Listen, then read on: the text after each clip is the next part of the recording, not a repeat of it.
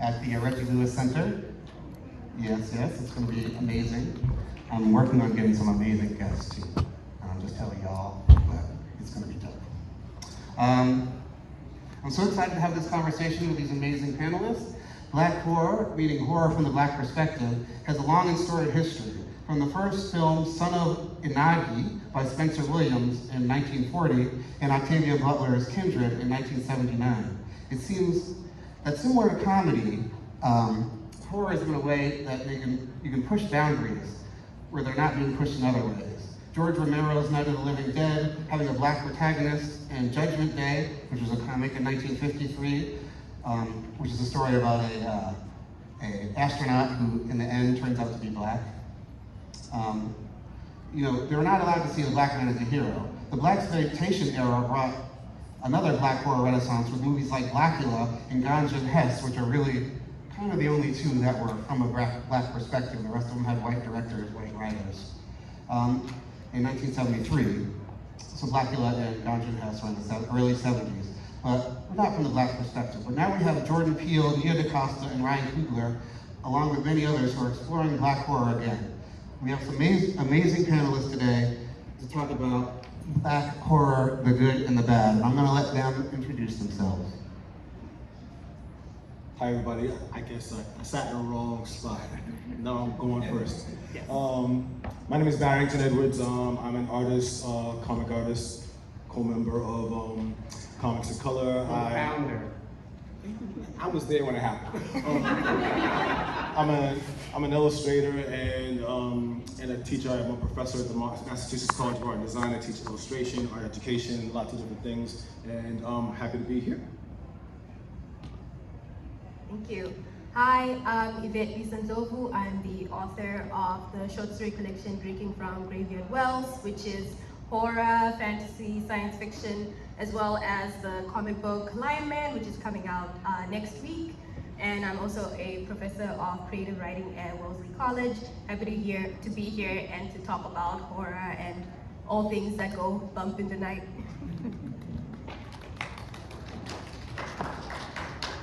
Hi, my name is Imosi. I am a makeup artist and I have been studying and working on films for quite some time, so I'm excited to get into the details, the costuming and things like that in relation to horror. Oh, clap, yes. Hello, my name is Tyahra Angus, also known as Afro-Centered Media or Afro-Centered Reviews. I started doing reviews on horror movies in particular because I love horror movies. I love that blood. I love the supernatural. I love them ghosts. I love them witches. I love all of that. I also do library things. I'm a library nerd. Also do freelance photography and cooking cookies. I like to do that. Or baking cookies. Same thing. Either way works. So as you can see, we have an amazing group of panelists. Round of applause for our panelists, please. This should work out. I think we're good. You good? Yeah, we're good. Oh. Yeah, give me a second. Okay, so I would like to first ask, what is your favorite horror genre? I particularly like zombie apocalypse stories. Those were always The Walking Dead.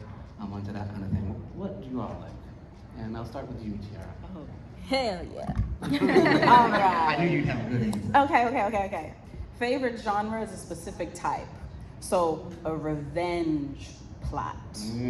Where it's like, oh, you start off and you're just chilling. Go get your groceries. And then somebody comes and tries to kill you. And then you're like, oh, let me get my weapons. And then they just, it's just like a cat and mouse, you're just chasing the bad guy. Kind of like Last House on the Left, that one's a more dark. I would say The Purge. All of the Purge movies are like, I'm trying to keep my house safe. Everybody comes to try to break up in your house. So you gotta kill them. Yeah, that's my favorite. Okay, for me, I would say psychological horror. I want to keep it with me and really think about it, sit with it, and just whenever I see it in real life, I'm like, oh, it's coming. It's around the corner. But I would also say vampire movies. Any kind of vampire movie, I'm in it here. I really like cosmic horror, haunted houses, and body horror. I really like some gross body horror. I'm specifically thinking of the movie Bad Hair, about a black woman who straightens her hair and her hair kind of turns sentient and it starts attacking her and tries to take control of her life. So I love that, that feeling that, we're just meat bagged and our bodies can revolt against us. Well, I don't like horror. I say that and I feel like that's my initial reaction, and it's weird because I make work that is horrific, and to me it's not. It's a more. The question. Let me stick to the question. Sure. The question is my favorite genre, and I think it's a combination. It will be a combination of the psychological, but the psychosocial. I like looking at what the zombie apocalypse is a symbol of, and I'm obsessed with not zombies, but with people's obsession with zombies, if that makes sense. So I think the metaphor behind anything from Frankenstein to Dracula is a story that we're supposed to learn, and sometimes we get stuck into the really titillating things, and often we consume so much in mass media that's like, oh, but the story though. So like The Walking Dead, when it slowed down and people were really annoyed that it wasn't about the zombies, I was like, oh yeah, this is, because we are The Walking Dead, right? I see people smiling, yeah. So that's it. So I don't like horror, but I'm obsessed with it anyway. Fair. Well, The Walking Dead's a good example. The comic was much more people-centered than it was zombie-centered. Okay, I'm going to get into a deep question now. Black folks as a group have and continue to experience horror more than most. How does that inform how we experience horror and enjoy horror, in your opinion? And I'll start with you, Yvette. So I write in the genre of Afro-Surrealism, which is a mix of horror and fantasy. So Afro-Surrealism is about telling the narrative of contemporary Black experience, these experiences being so horrific, so surreal that they feel surreal. So think of police brutality, think of Get Out, where we have this man kind of falling into the sunken place, and it becomes like a metaphor for the legacy of slavery and racism in this country, right? And so that's kind of like what I lean into, is that absurdity. I'm pulling the horror from my lived experience and using fantasy, science fiction, and horror to talk about the very real lived experience of being Black in this world.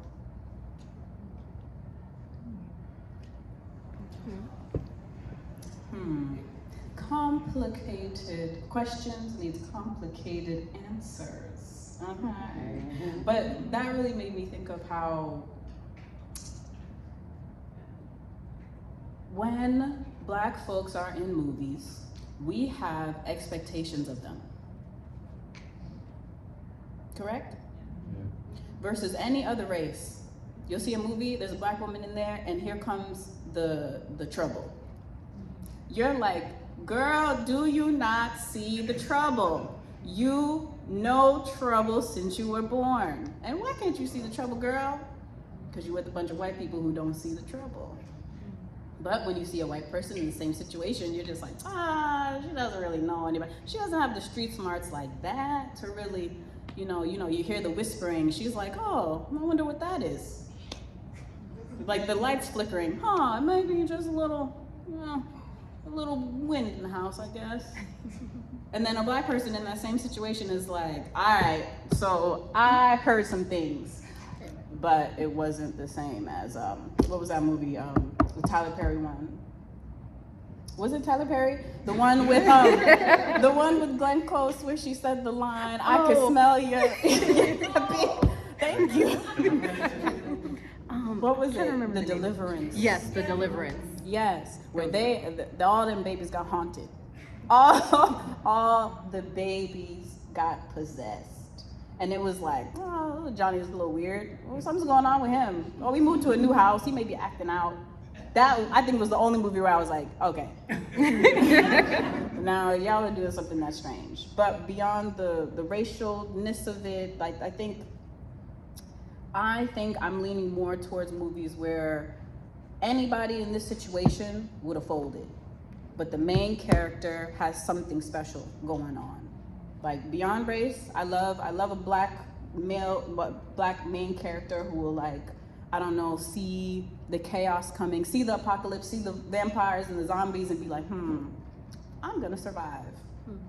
Like beyond that, I think that, and without like race and stuff going on, I like that. Black people, I don't know, we experience enough horror to ... finish the sentence. Well, okay, so that kind of puts me in a great place in sense of like,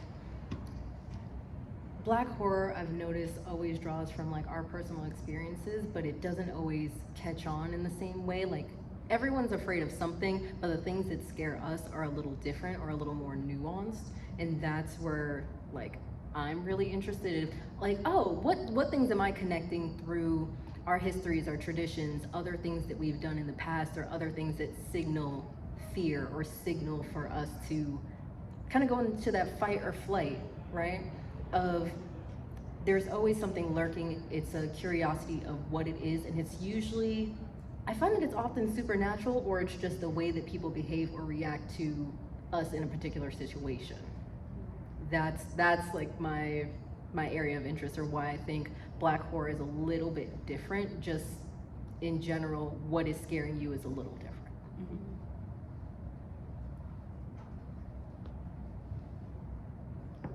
So many brilliant things have been said. It's like I don't need to speak, but I will anyway. I think that the question is interesting to me because it reminds me of there's no Mark Derry, the person who coined the term Afrofuturism. So like in that article, he was just asking a question like, we're all the Black, sci-fi writers, like your life is science fiction. Where are all these writers? And to me, it's a similar question around horror. And I think, okay, yes, our life is about, there are horrific things that we see that we internalize and we're traumatized by things on a daily basis. And when we hear the stories of our past, that's a lot to draw from. And I think that that's almost, it feels, at a certain point, it can be kind of banal. Like, like we walk through it and we have the code for it. Like, oh, I know what that is. But like the armor is up against like the kind of banal fear. Like walking up, like I don't fear, like I said, I don't like horror because I think a lot of horror, like cosmic horror, like I still don't watch, like, what's that movie with Pinhead? I still don't watch that shit. Like, right, and because I was raised real Christian, like, woo, I still don't like demons and like, nah. Because I was traumatized in church. They brought in, some people are not, and they brought in a projector, this Pentecostal church, like, oh, you're gonna learn today about hell. I'm like, who shot this movie? And why are you showing it to like 13-year-olds on a Friday night? So I think the experience, my experience as a Black person with horror, and like is different, but I don't always know that it's 100% different from everybody else's experience. I think it's different from what we get out of Hollywood. Like, I think it's really different from that norm and like that. There's only so much bullshit like Hollywood can keep recycling because there's a new crop of 20-year-olds that haven't seen it. But I know there are lots of stories from lots of different cultures. That's why I love like people who kind of get into root working and hoodoo, because like, wait a minute, now you got to talk about Africa, or it's like now you got to talk about like what does that look like in Vietnam, or what does that look like in all these cultures around the world. But I think for me, locally, Blackness, right, which is an invention, it's a technology, it's a social technology, like it's real recent. So we're still living through these things, and it's still kind of horrific for us, and I'm still feeling it. Because it's real local, and it's real, like, if I'm watching Get Out, right, we're having that, in the movie theater, right, we were there, right, we like, and a bunch of Black people were like, and you could just feel it, you don't have to turn around, you could just feel it, like, we all, like, it's coded in us because it's not fiction, right, there are real there are real things that we're concerned about. So I think we keep drawing from these things, but I think there are still other places and other things to mine that might be more universal, but maybe that veil of Hollywood isn't allowing us to see it as universal. I like Sinners because there was a little bit more international, like, oh, you would pep it in, here's some other experiences that are similar or connected. So that's my long answer to a short question. Great. Yeah, I like the Sinners too, that they, encompass many different, cultures within it. And I think that, it's Blackula, for instance, in the 70s, Blackula was from Africa, and he was, a well-spoken man, and was, a very hard, right, that's not something you saw in movies before that. And I think, and this brings me to the next question, is that, often in these horror movies, I enjoy horror movies, but oftentimes people of color, Black folks, are reduced to tropes. They're just like this, okay, we have this box we have to fit in, it's a magical Negro, or the one who sacrifices themselves to save the white girl, or something like that. But Black horror subverts those tropes. And how do you feel like, how does Black horror help subvert those tropes? Like the Black pearl dies first and all that stuff. You ready? I stay ready. Okay. Ooh, let me fix my stuff. So, with tropes, yes, magical Negro and all those things. I also enjoy pretty much when in the film they set us up. They set us up with the basics. Here are the main characters, and then there's the Black one who is just, is just there. And then slowly they try to let us know who this character is. So like Midsommar, that type of vibe, where it's like he kind of started off just as a boy, part of the group, the one who was leading them towards, let's go on this little adventure. And then slowly but surely, okay, he's a smart dude, but I want to cuss. Can I cuss a little? Yeah. But the nigga decided to investigate. And we all went, oh. Yes. But that is a trope in horror movies that I'm slowly being more like, I'm losing like my harshness of when I was 15 and watching these movies. Like, damn, y'all heard the whisper, you investigate, you just go explore the thing. Why are you going taking steps towards the danger, girl? You ain't got no weapons, you ain't got no nothing but curiosity. Why are you going down into the basement? Why are you going down into the basement without a weapon?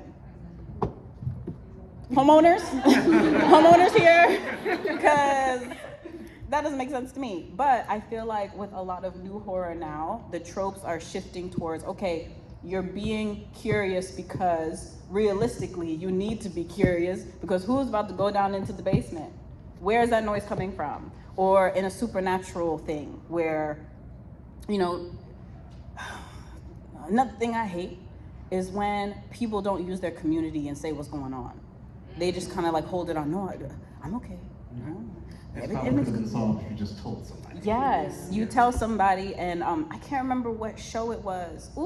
I can't remember what show it was, but she told her mom. Like, she told her mom, hey, I'm dealing with this thing. And the mom was like, all right, so here are a couple books, and here's this website, and here's this other thing. Like, she just came with information and wasn't like, well, girl, I think you just overworked. And your grandmama used to talk some of that stuff sometimes, but she was just tired. Oh, yes. The mama was thank you. Yes. The mama was supportive. She was concerned, but the support was there. I don't want to take up too much more time, but other tropes I'm thinking of are, unfriendly Black hottie. I love that because I am that. And I want to see more of that. I would love to see a movie where it was just all unfriendly Black hotties. And it's just, yes, the whole world is just like, why won't they talk to us? And they're just like, yo, there's a whole plane of existence that y'all don't see. We're fighting demons. We're fighting invisible demons. Similar to, what was that one? The K-pop movie with the K-pop demon hunters? Hell yeah. I don't know who saw it, but if you haven't seen it, watch that. That's the kind of vibe I like, where y'all are just fly and beautiful and talented and just fighting demons, but like, they had different issues in the movie. But that was the main one. Thank you. I'm done. Oh, sorry. trying to think what black trope. I feel like I always think of the magical Negro just because I feel like now it's being subverted in a way where it's not as detrimental, because I even felt that way about Annie in Sinners, because she is still magical, but she has a power that has more of a positive representation. Like, she's protecting everyone. She's the one who kind of saves people a little bit in the end, or at least saves, oh my God, Stack. I think that one of the tropes that subverts, though, is the voodoo priestess trope. That was heavy in like the 80s and 90s in horror films. Well, because that makes me think of Eve's Bayou, where it's like, okay, you have this family who's keeping secrets. They're telling all this stuff. There's a positive person who does hoodoo, and then there's not. Like, your family has that degree of, we'll keep this safe, we'll keep this protected, but then when it comes to other people, there's this like negation of that magic, or this holding back of this secret. And that is really interesting to me, just the way that that's changed and the way that that's been reworked. I think that I like the way that it's coming out now more so, because it's viewing it in a way where it's not like, oh, this magical person is going to provide you the solution and that's going to give you everything to solve your problems. Like, it's an element, but it's not the entire story. I have nothing more to add. I'm gonna use I'm gonna shift from, I know we're talking about mostly movies, but I'm gonna shift to something like a comic that I worked on with a friend of mine, John Jennings, and I'm sorry, I'm forgetting the second writer's name, but we worked on a book called Box of Bones, and they said, here's a plot, and the plot is, there's a slave ship, and on this slave ship they enslave a bunch of shamans and magicians, at these 4, and they just didn't know what they were getting into. Go. And and went, oh really? Oh. And it subverted, I think that subverted the trope, because it took it from like one protagonist. Obviously there was a slave ship, and we're thinking it's gonna be, you know, the Africans rebelling against the slave ship captain and the slavers, and of course that happened. But in that story, these magicians played this role where you're like, who am I rooting for? Who am I rooting for here? I mean, because in the way that I had a lot of fun illustrating it, because I was able to kind of pull the whole ocean became an adversary to that, and this device called the Box of Bones was almost this neutral barrier. So I think that allowed for deeper storytelling, because I think sometimes I love Candyman, like the original and the new. I love the fact that sometimes one trope is that we have to be the victim, or we have to be the magical Negro, or we can't be just a villain, you know, or we have to like do a thing that our villainy is justified. I think sometimes, wow, what if that, where is that in that story? Where is it? Because that's a part of humanity, and how do we allow a conversation around our full humanity, and make things more complex than you know, something that allows you to talk back to the screen and criticize. Oh, you doing the thing, but ooh, I see you. I feel. I don't like you, but I like you. I see you. I'm glad you mentioned Candyman, because I think that's a really important film. It was the first example of a villain, a black villain who was supernatural that I'd ever seen, and it subverted a lot of tropes, I feel like, in that movie. And it got so good it got remade again with a black woman director, which I like. So why do you think that we're experiencing this renaissance of horror now? What's happening in the world that makes us so receptive to black horror in 2025? Yeah, I would honestly say the internet, because now we have, you know, access to audiences without gatekeepers. Because with the publishing industry in particular, there are these gatekeepers, right? And they would say, oh, there are no, you know, black readers, Black people don't really read horror, science fiction, fantasy, so we can't publish this, so we couldn't get our work out. And now we have, the internet where, I know Issa Rae is not a horror creator, but she started out on YouTube and she's now created this empire, right, this film empire. And similarly, there's this magazine called Fire magazine. It's a Black speculative fiction magazine, and they publish horror, fantasy, science fiction, etc. And when they were starting out, they asked other magazines that were run by white editors why there was this lack of Black authors being published by those venues, and they said, well, there are no Black authors doing this. But then when Fire magazine started their publication, they received thousands of submissions from Black writers, not only in America but across the world. So that just goes to show that the internet and us having access to audiences and publishing our work has allowed us to disseminate this work, and audiences have found us that way. Yeah, I feel like that the internet has paid a lot of reason why, but also like the streaming services, right? But you think of like the Angry Black Girl, what was that one with the monster? Angry Black Girl monster, like that wouldn't make it out in general audiences, but they can get it out to the world on these streaming services. The girl with all the gifts. Oh, yeah. It's not, it's got a Black protagonist. Is it Black horror? It's not from a Black perspective, particularly. That story was written with a white character in mind, so they switched it to a Black character, and it made the movie so much deeper, I found like. Anyway, sorry, go ahead. No, actually, that's a great point, like accessibility, but I also think just like the years of 2020 and people seeing like Black violence, it kind of inspired more of those types of stories, but also just like the time that it takes to make a production, the time it takes to like push products out, I think that's why we're getting such a larger influx of it now, because we've been able to write those stories, we've been able to get the right people, get the right directors, and like really put that on the forefront so we can actually enjoy it now when we're not feeling as heavy and dark like we're living in it. We can experience it from a more pleasurable perspective. And I would add, so it made me think of two things. Just stay with me. The strange thing about the Johnsons and Lovecraft Country. So we're adults in here. Yes. Yeah. Oh, I saw a little. Okay, you. Cool.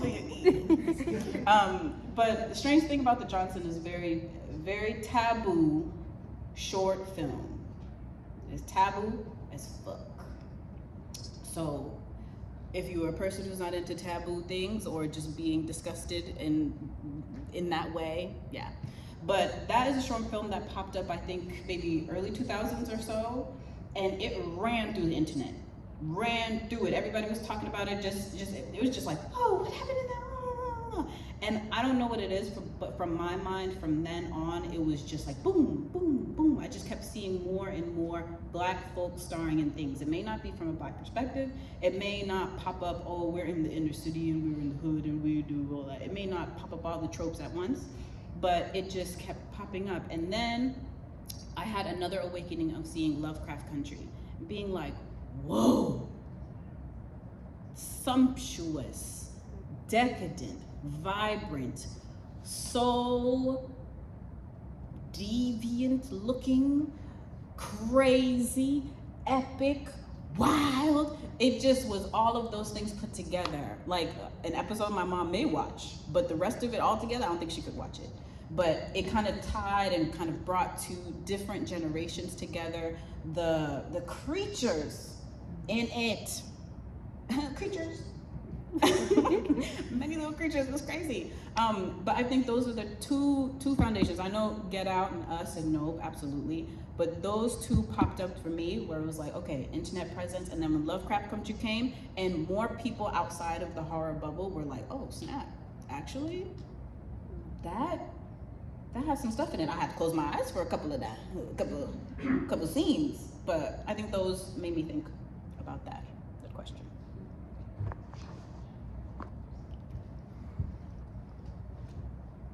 I'm thinking of the early to mid 90s. There were folks like, you guys remember the Arsenio Hall show? Like people, you see, probably some of y'all know by names now, right? but there were folks like, you know, he made space for folks to come out and talk about what they wanted to do. And I remember folks like Martin Lawrence or other folks who were saying, you know, we need to have not only more actors, but we need more directors, and we need more producers, and we need more production houses. And then, you know, fast forward now, someone brought up, I gotta give props where the props are due. Like, you have Tyler Perry with a whole studio. You have now Nia DaCosta, like you have folks like Jordan Peele, right?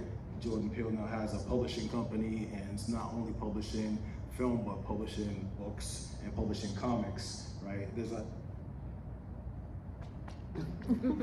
something I'm working on, like for, you know, with John Jennings and Jordan Peele, like, and it's black horror.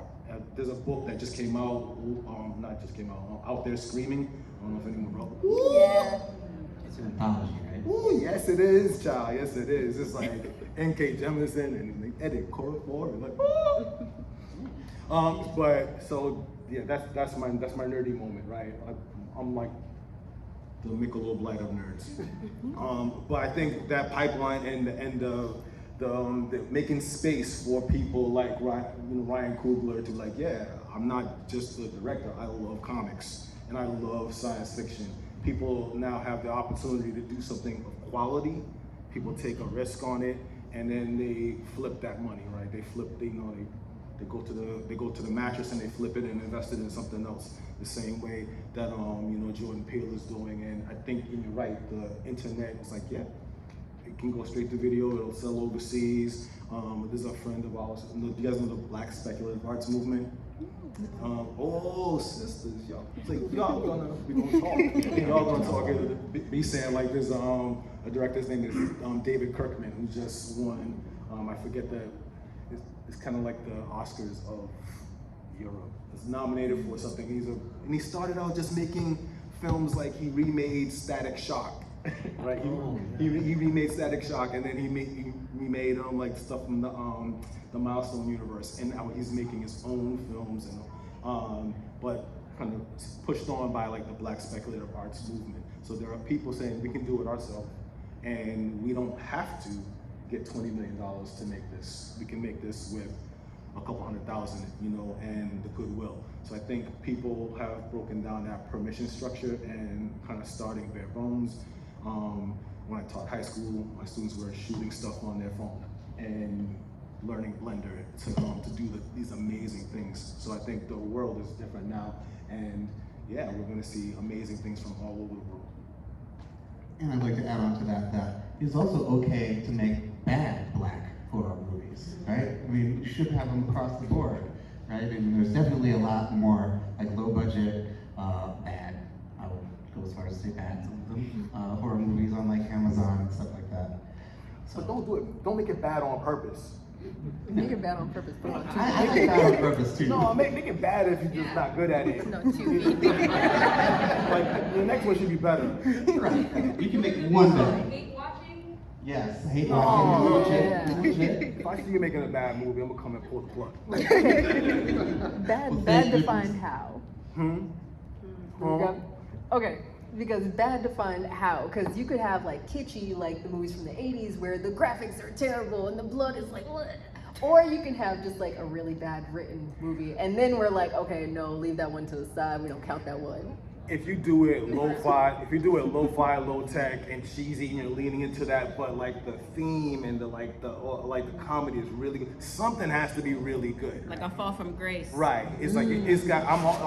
That is subjective, and I'm not here to police your stuff. But if you make it bad on purpose, just because you think, I'm gonna make it bad. All the things. I'm sorry. It's the teacher in me. That's all right. Good. Make it good.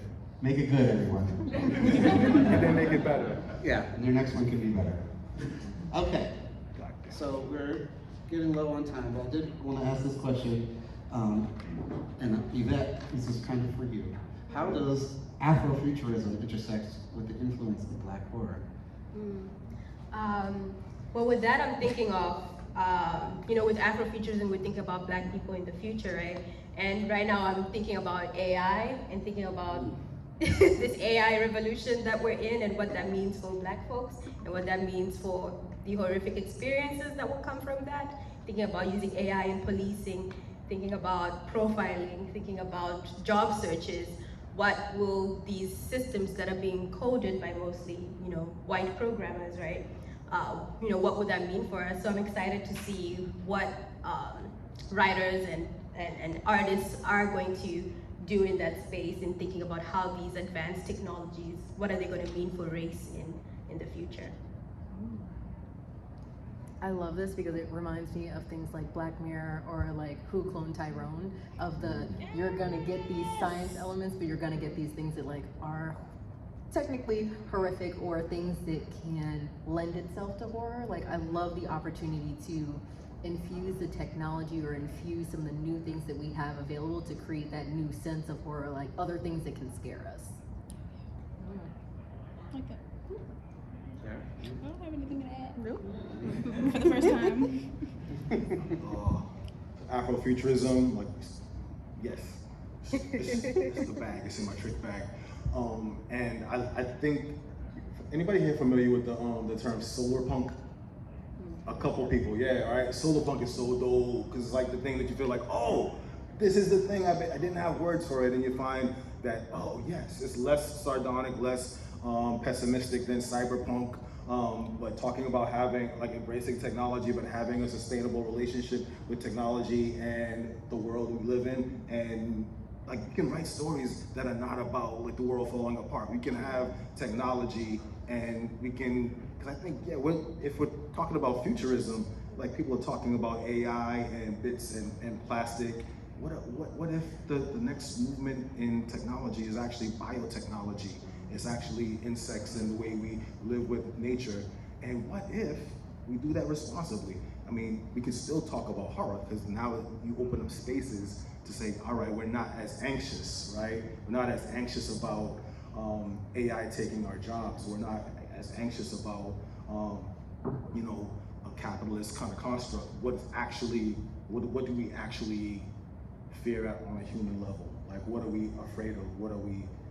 And maybe that makes it boring.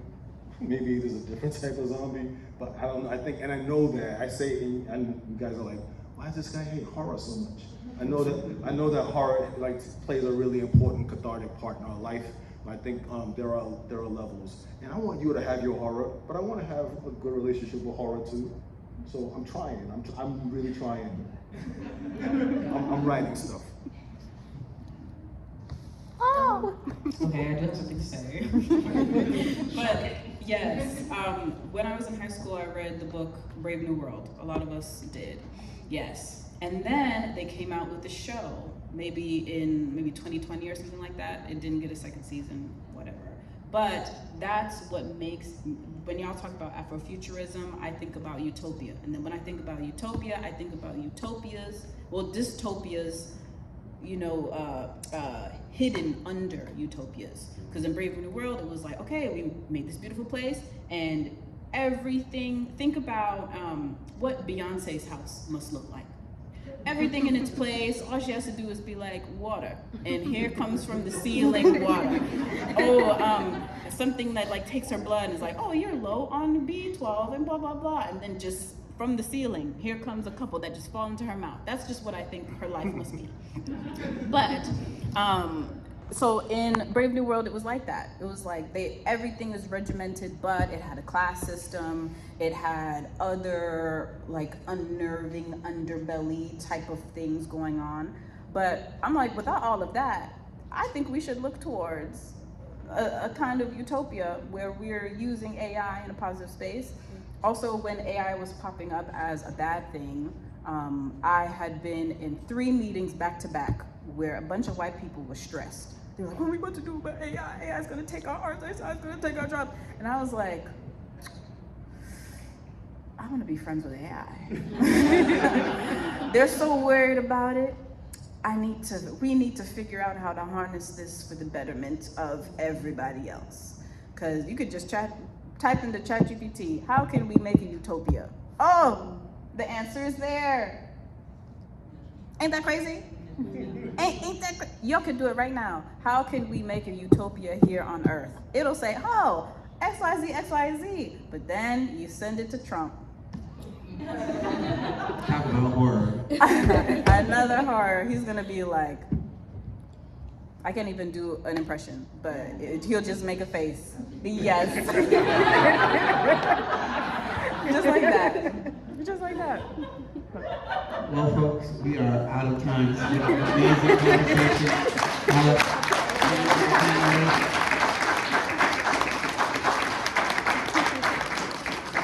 Thank you so much for coming. Make sure you check out Comics in Color at comicsincolor.org. Follow us. The festival is going to be April 3rd and 4th next year. And I have a little resource of kind of references about Black horror that I can pass out if anybody's interested. So thank you so much for coming. Have a great day. Enjoy the FAN EXPO.